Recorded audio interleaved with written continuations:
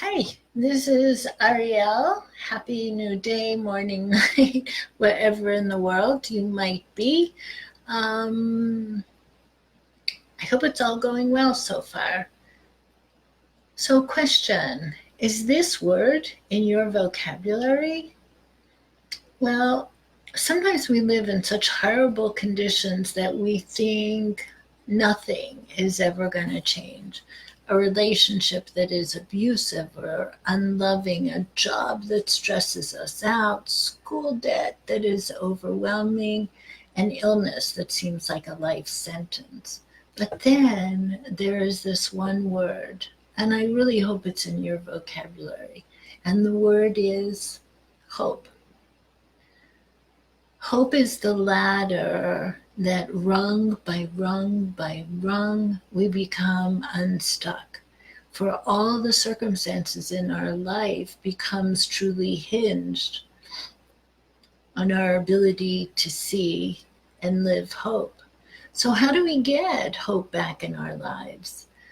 Well, my mentor has suggested that we search out and listen to stories of people just like us who found that ladder to hope. And then we listen to those stories over and over and over again until we know we can take that next step.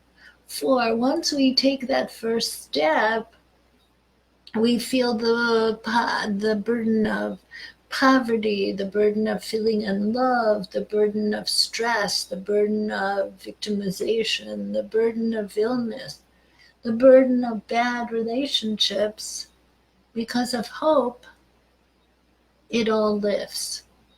It is though truly a process. We have to retrain our thoughts, our actions, and our hearts, and we have to remove the words we can't to one of my favorite phrases, which is, oh, yes, we can. Because there's always hope. If we make that choice to see and feel it, truly there is. It's just being able to walk into and accepting that truth that hope truly does exist. So I want to tell you a story. It's not very pretty, but it ends well. There was a time when I was having so many seizure like episodes, and they impacted one side of my body, which meant that I would literally be paralyzed. So I couldn't move, I couldn't help myself, I couldn't see, and I couldn't speak. So there was no functionality and no able to get myself from place to place because I couldn't walk. In 1 week, I was just having an overwhelming amount of these episodes. I mean, really, and it was just wearing on me because it took so much out of my body. And what happened was I just kept emotionally sinking lower and lower and lower. And I found myself losing absolutely any semblance of hope. Hi, thank you for being here. I thought the rest of my life would be forever like that. And so, in just deep despair and not being able to see any light at all, I'm going to do this without crying. One night, I went into the kitchen, I opened the drawer, and I took out a really big knife.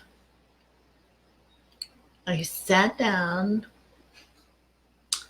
and I took that knife and I just held it against my wrist. I just sat there for so long. It must have been trance like, just sitting there looking at that knife on my wrist and wondering. And the tears were just streaming down my face. My heart was just screaming out for comfort and ease and understanding of what was going on. And I was so alone. And the one thing I learned about being so ill is that illness is not a participatory activity. There's no team. you're in this alone. Nobody else can do it with you. It's so encompassing alone. I just couldn't stand my world anymore the way it was. And I didn't think I had a way out, and I had no idea what to do about it. So as I sat there with the knife against my wrist, I thought, okay, how are my grown kids going to be if I do this? And what message would I be giving my grandgifts? So very slowly, I finally took the knife away from my wrist because it was starting to see that this was a beginning, not an end. Because if I could be willing to see myself as no longer existing as is, then I could create something totally new. And so, hope began its birth. I found my miracle in the bottle, and then I started teaching others meditation and facilitating women's empowerment circles because I thought if I could get myself out of that incredibly dark dungeon, that maybe, just maybe, somebody else would hear my story and they would birth hope too. I became totally entranced then too with light. How does light impact us? So I started playing around with prisms, and I realized that prisms are something that we stand in awe of because the beauty of what the light does with the prism. And it dawned on me, light totally transforms our hearts. So I started crafting these rainbow makers so that rainbows would be in every room of the house. And after each window had one rainbow maker in it, I made them then to give away. And it didn't matter if people thought they were tacky or not made well. I just knew that somehow light was coming forward. And if we could choose to see it, then that light is truly hope. And so what I learned after all this is that hope is the pathway. Hope is the heart song of my passion. And hope that what was yesterday is not what is coming, for tomorrow holds our heart of hope.